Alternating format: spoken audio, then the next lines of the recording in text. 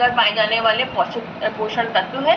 और trace mineral उनको कहते हैं कि जो बहुत बहुत थोड़ी अमाउंट में हमारी बॉडी को चाहिए होते हैं, लेकिन चाहिए जरूर होते हैं। बिना चाबी के कार कितनी भी बड़ी और बेहतरीन हो चल नहीं सकती, राइट।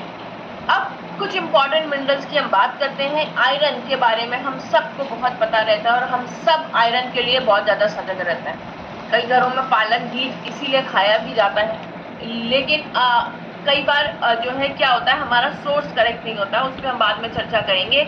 आयरन कैसे मदद करता है आपके शरीर में, अब समझने की कोशिश करिए कि आयरन अगर कम होगा तो क्या।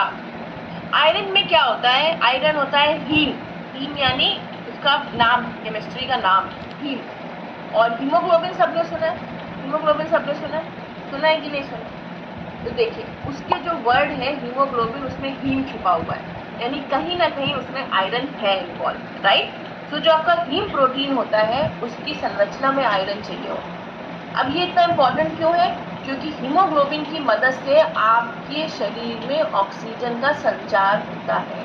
आपकी कोशिका तक अगर ऑक्सीजन पहुंचनी है तो हीमोग्लोबिन का बॉडी में सही मात्रा में होना जरूरी है।